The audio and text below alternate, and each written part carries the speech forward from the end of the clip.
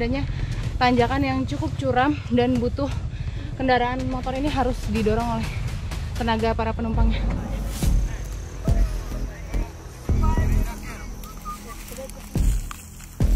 Yang penting makan. Makan kalau mau pikir itu, kita mau pikir kok 3 bulan ke depan, mana mau kita mencukupi, mau pakai apa kita itu.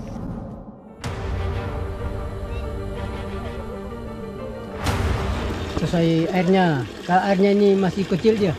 Nah, iya. Volume air tuh nggak sampai ke sana ya bang ya? Iya, padahal ada selang-selangnya. Jadi harus ngisi ke sini kita. Iya, mengisi ke sini.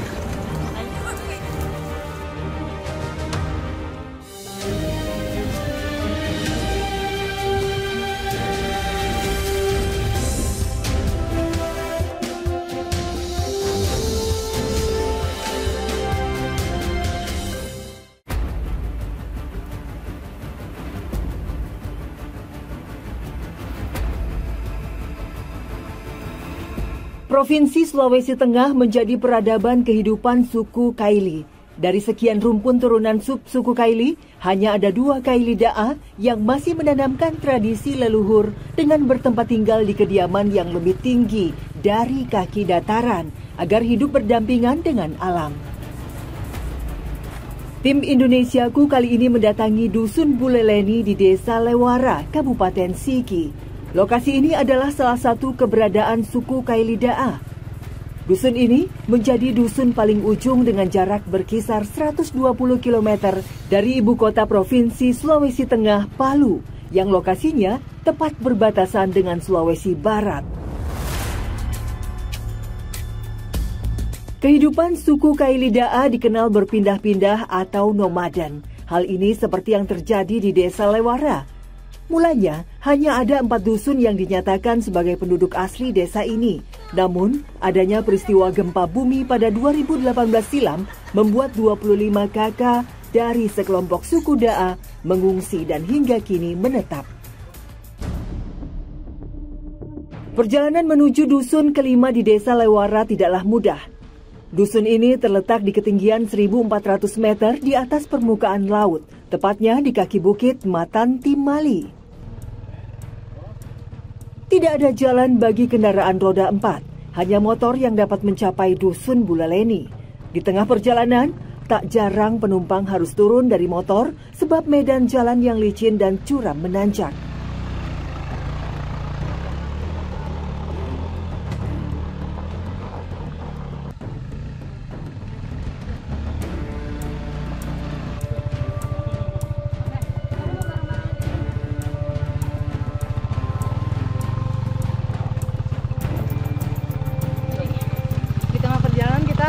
Jarang sering terhambat karena adanya tanjakan yang cukup curam dan butuh kendaraan motor ini harus didorong oleh tenaga para penumpangnya.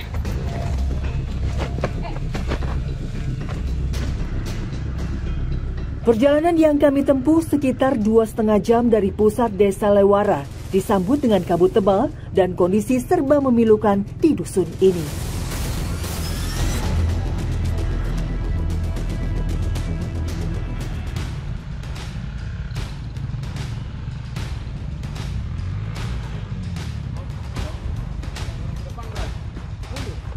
Mundur dulu, salah jalur.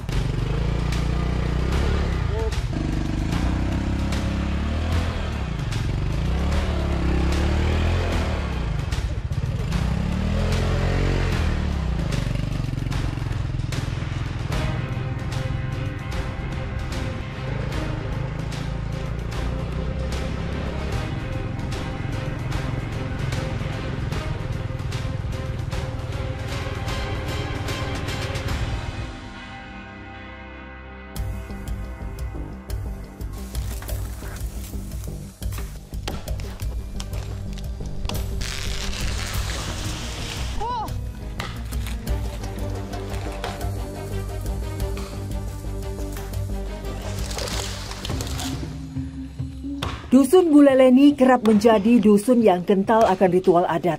Saat musim tanam tiba, di sini biasa disebut musim tebas lahan, banyak terdapat simbol sayur-sayuran permohonan sebagai wujud elemen baik untuk menanam bibit. Hal ini dilakukan guna menghasilkan panen yang melimpah. Di dataran kaki gunung seperti ini, hamparan lahan yang digunakan untuk bercocok tanam bukanlah tanah lapang, melainkan hutan dengan tekstur tanah menurun. Jadi setelah melakukan ritual, ini warga suku Da'a yang ada di Dusun 5 biasa menebas hutan atau memotong pohon-pohon seperti ini untuk ditanamkan bibit-bibit hasil yang nantinya akan dipanen sayuran. Kayu ini yang ditebang juga bisa digunakan sebagai bahan baku membuat rumah.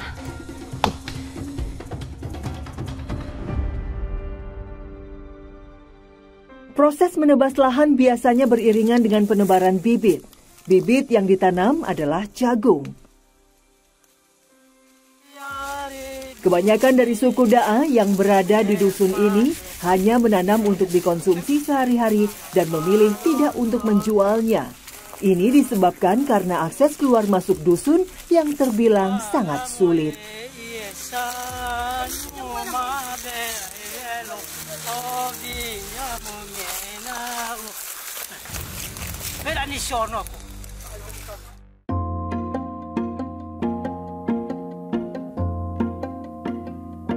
Usai berkebun, kami pun menghampiri sebuah rumah yang kini sudah langka keberadaannya. Rumah pohon di atas ketinggian lebih dari 10 meter ini menjadi satu-satunya rumah pohon yang berpenghuni.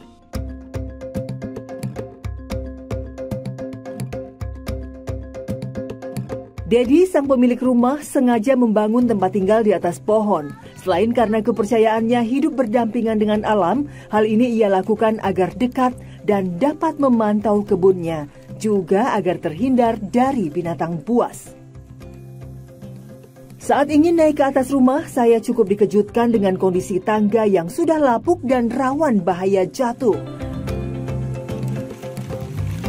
Akhirnya, kami pun membuat tangga baru dari hasil tebas hutan yang tadi dilakukan.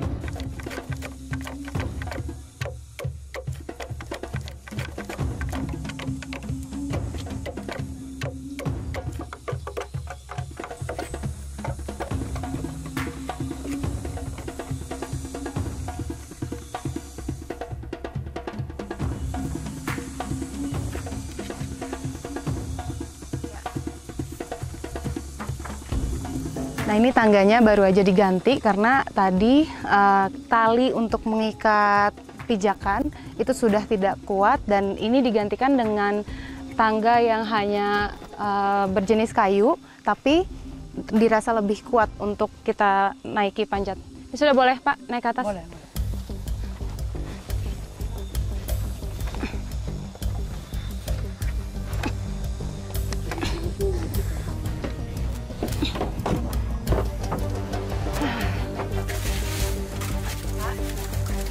Tiba di atas, rupanya bagian samping atap juga alami sedikit kerusakan sehingga harus diperbaiki. Nah, di bagian samping rumah ini sempat ada bolongan seperti ini dan ikatannya sudah tidak kuat, makanya diperbaiki. Jadi kalau malam hari akan terasa dingin sekali, makanya dilakukan perbaikan dengan menambahkan daun kenanga. Fungsinya adalah menahan dingin ketika malam hari. Rumah berukuran 3 x 3 meter ini hanya memiliki satu ruang yang digunakan untuk melakukan aktivitas sehari-hari. Kondisi seperti ini membuat Dedi ditinggal oleh istrinya dan kini melakukan segala kegiatan mulai dari memasak hingga tidur di rumah pohon bersama kedua anaknya. Sementara bahan kayu gaharu yang digunakan sebagai bahan baku utama rumah pohon ini tak dapat dipastikan tingkat keamanannya. Tak ada lemari ataupun kamar mandi di rumah Dedi.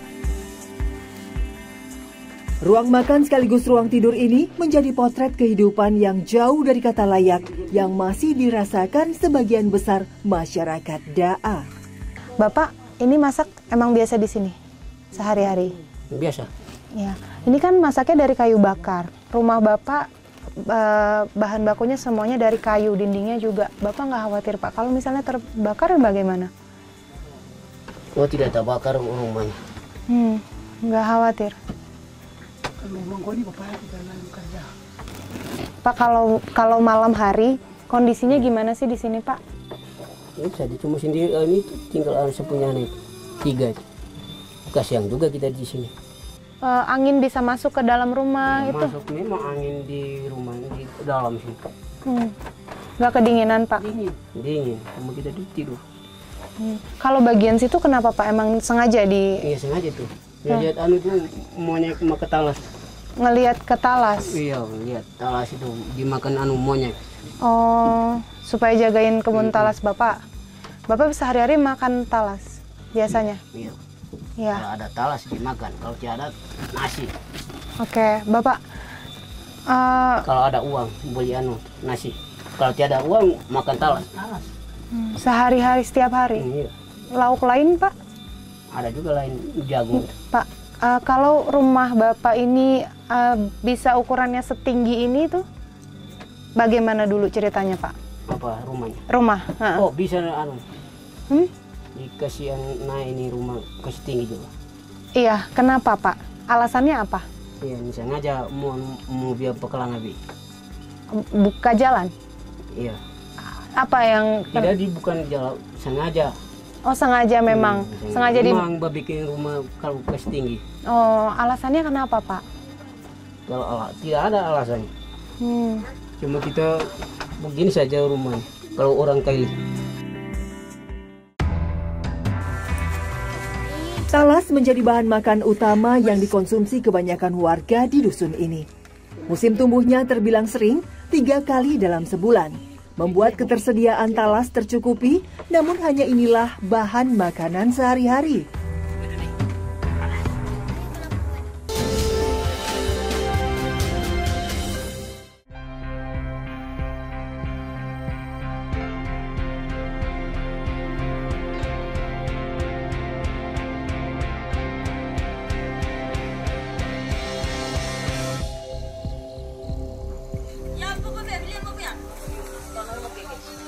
Problematika lain yang saya temui yakni rumah mereka yang belum teraliri air.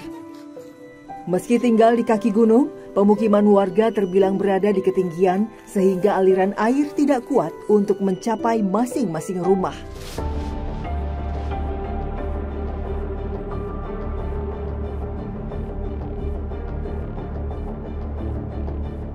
Titik sumber air berada di bawah kedalaman 20 meter. Setiap harinya, mereka harus kembali bolak-balik lebih dari 3 kali melewati lembah perbukitan dengan jarak yang jauh untuk memenuhi kebutuhan air.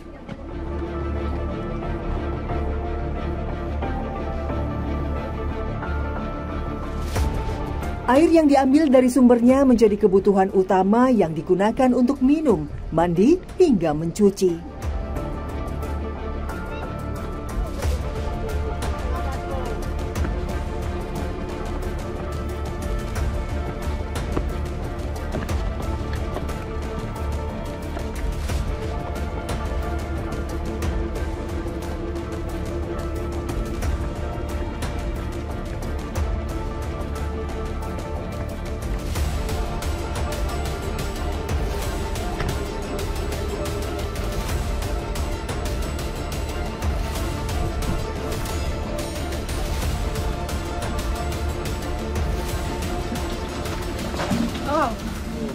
Ini akhirnya setelah kurang lebih 1 kilometer saya dan warga nih tiba di titik sumber air.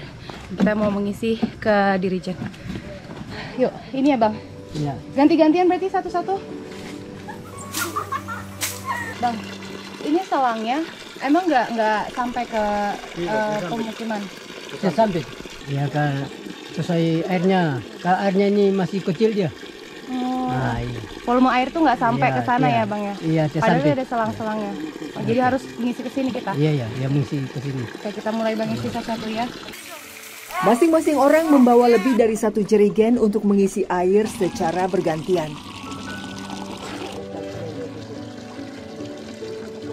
Pemandangan seperti ini menjadi rutinitas warga untuk memenuhi kebutuhan air di rumah mereka.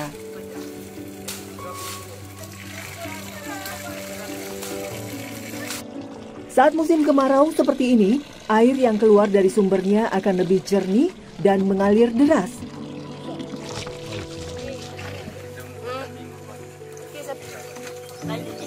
Usai jerigen terisi penuh, saatnya kami membawa pulang muatan air yang beratnya mencapai 5 kilo lebih dalam satu jerigen. Coba saya bawa.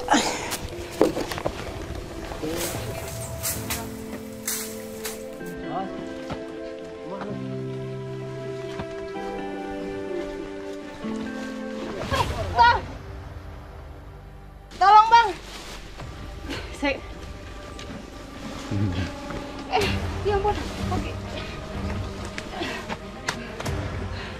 Jadi medan kembali ke atasnya ini jalannya curam dan saya nggak mampu membawa dirijen dengan isi air yang full. Jadi saya harus naik sendiri dulu baru saya angkat dirijennya di atas.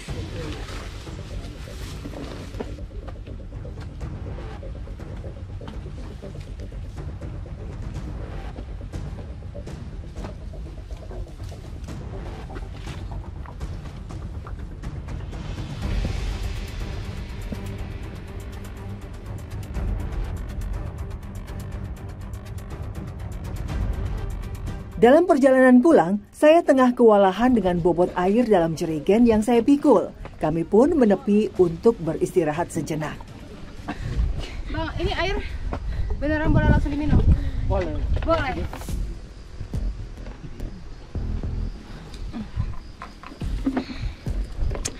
Karena emang mata air gunung asli, jadi ini airnya tuh masih jernih banget dan boleh langsung diminum. Ini kita lagi istirahat.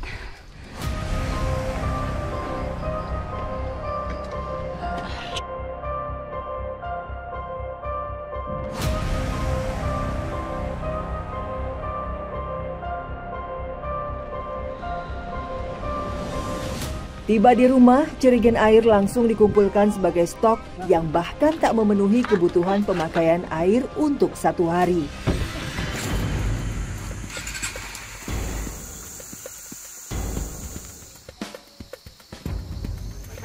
Jika sedang sakit, kita biasa berkonsultasi dengan ahlinya. Tidak demikian bagi warga Da'a di Dusun Buleleni. Saya bertemu Nenek Maria yang kondisinya kritis karena mengidap ISPA atau gangguan pernapasan.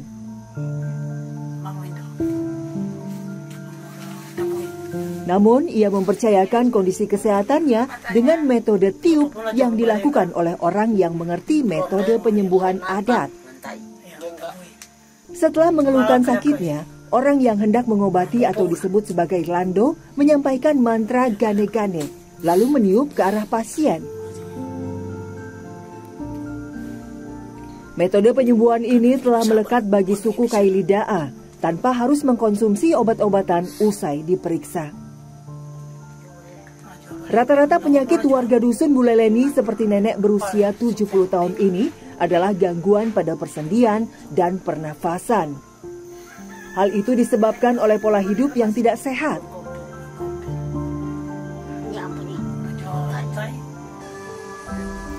Sanitasi dan fasilitasi toilet digunakan secara bergantian karena hanya ada satu toilet umum yang digunakan.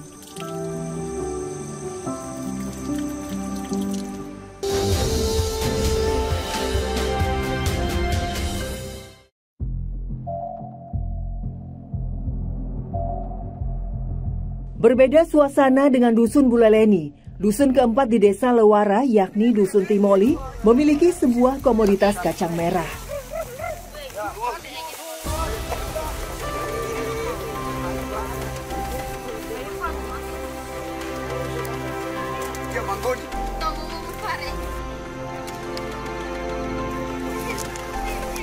Meski begitu, masalah sering ditemukan pada musim tanam karena harga pupuk yang mahal dan naik turunnya harga kacang merah di pasaran.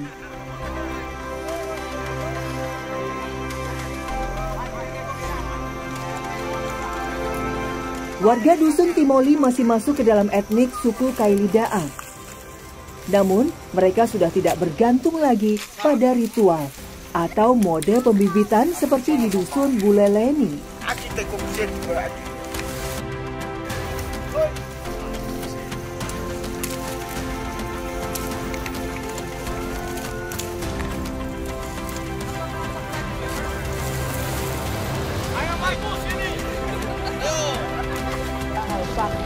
Jadi Desa Lewara ini terkenal sebagai penghasil kacang merah, dan kalau panen ini musim panennya selama 3 bulan dalam 1 kali. Ketika datang ke kebun untuk panen itu bisa menghasilkan dalam 1 hari 20 karung lebih atau setara dengan 200 kilo.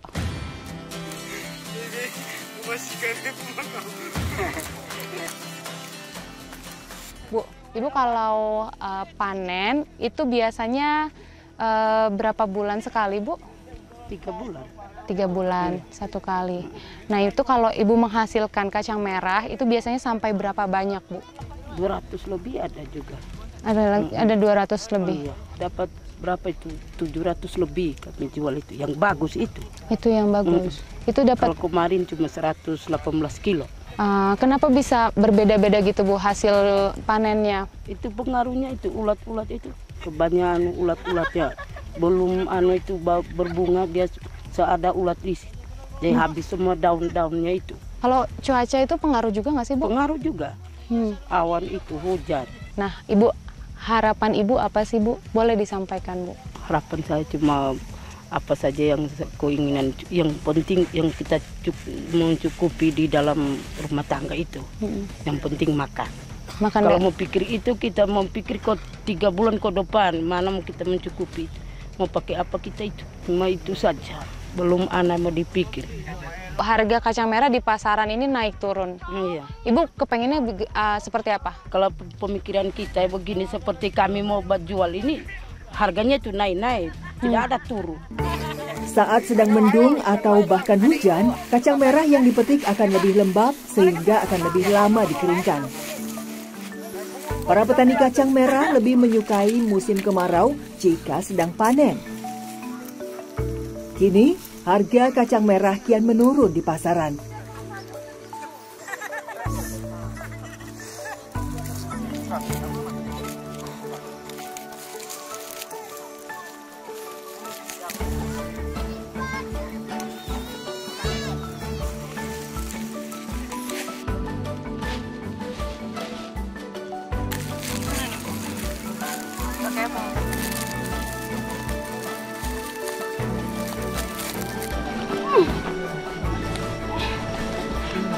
Jadi, satu karung ini bisa mencapai 100 kilo tadi, Bu. 100 kilo, dan setiap harinya para petani di sini, khususnya ibu-ibu, mengangkut dari bawah untuk dibawa naik. Ya, Bu, tolong, Bu. Bisa kita bertiga, Bu. 1, 2, 3.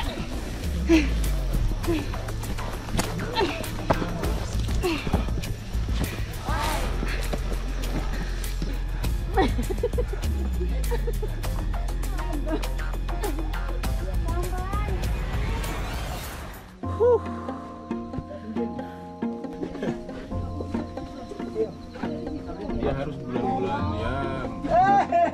Startnya di sana berarti.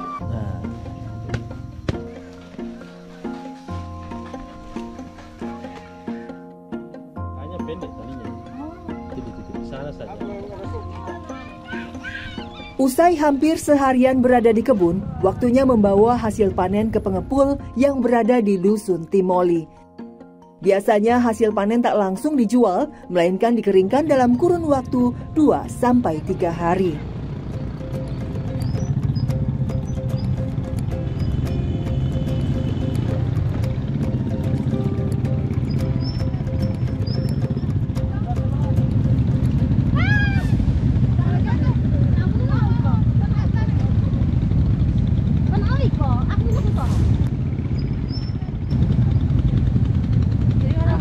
Terlalu berat, ini tadi sempat tidak seimbang, jadi harus dibiarkan dulu.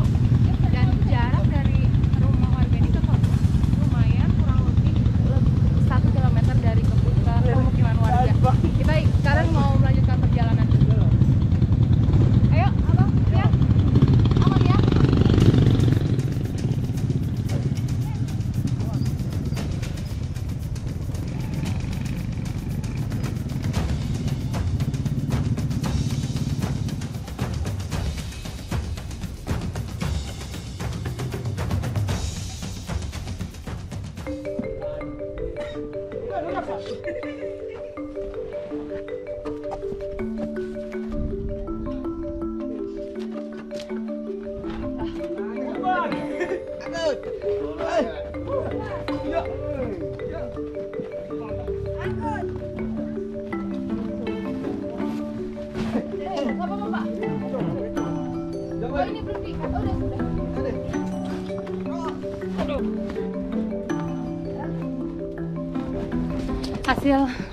panen warga Dusun Timol ini dikumpulkan di salah satu rumah warga dan baru nanti akan dikirim ke kota. Namun ini menunggu karena baru banget dari sawah, jadi kacang merah ini masih basah, menunggu kering dulu dalam waktu 2-3 hari.